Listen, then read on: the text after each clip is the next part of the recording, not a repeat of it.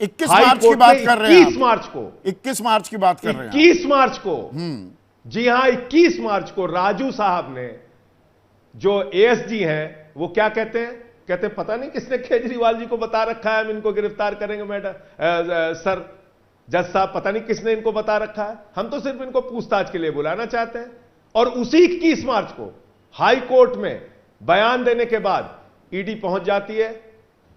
उसी 21 मार्च को supreme court का डंडा चलने के बाद, फटकार लगाने के बाद एसबीआई पूरी जानकारी चुनाव आयोग को देता है और इलेक्टोरल बॉन्ड की जानकारी अपलोड होती है।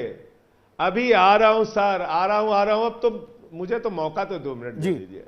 फिर 7:14 पे केजरीवाल जी के घर पे पहुंच जाती है ईडी और 2.5 घंटे में गिरफ्तार करके ले जाती है। आप हाईकोर्ट के सामने भी गलत बोल रहे हैं। हाई कोर्ट पे उसी दिन कह रहे हैं पता नहीं किसने इनको बता दिया गिरफ्तार करेंगे, और 2.5 घंटे में पूछताछ आपकी पूरी हो गई और आपने गिरफ्तार करके एक निर्वाचित मुख्यमंत्री को जेल में डाल दिया। अपराधियों की तरह वो वैन में बिठा के आप लेके चले गए। ये क्या है संदीप जी?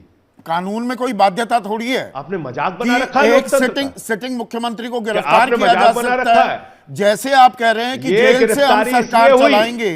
ये गिरफ्तारी इसलिए हुई, सुनिए मेरी बात मैं बता रहा हूं जी, बताइए सर। मैं आ रहा हूं, उस पर भी आ रहा हूं। कानून में बंदिश नहीं है, ठीक है, मैं आपकी बात मान लिया, उस पर भी आ रहा हूं।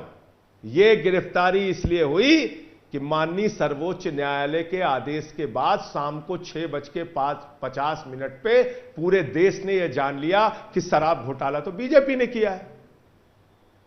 यह सच आ गया कि 55 करोड़ रुपए रिश्वत बीजेपी ने खाई है शराब के घोटालेबाज से।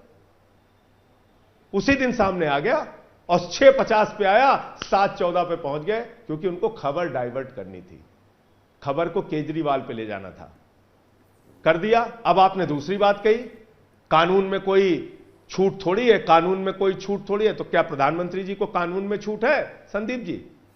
गृह मंत्री जी को कानून में छूट है? कल को 5 मुकदमा बंगाल में हो जाए, 3 मुकदमा पंजाब में हो जाए, 8 मुकदमा तमिलनाडु में हो जाए, 10 मुकदमा केरल में हो जाए, तो प्रधानमंत्री जी थाने थाने घूमते फिरेंगे, यहां जांच कराने जाओ, वहां जांच कराने जाओ।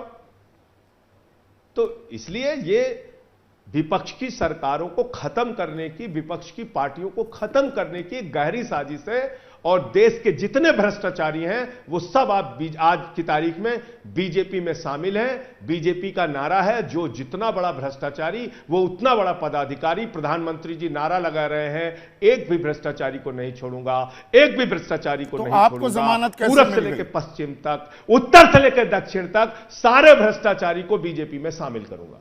तो आपको जमानत कैसे मिली? ये बंगारू जनता पार्टी है।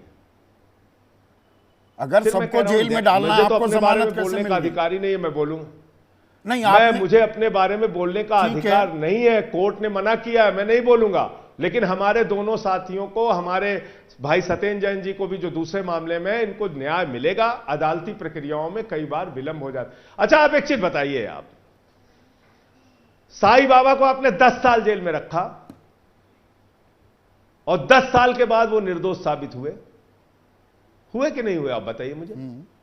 ये 10 साल की जो यातनाएं उन्होंने झेली, उसके लिए कौन जिम्मेदार है? आप मुझे बताइए। आज की तारीख में देश के अंदर अंडर ट्रायल कितने हैं पता है आपको? मैं जेल में रह के आया हूं संदीप चौधरी जी, मुझे पता है 80% से ज्यादा अंडर ट्रायल है। विचाराधीन कैदियों की संख्या 80% है और 10-10 साल से अंडर ट्रायल है। अंडर ट्रायल 10 साल से।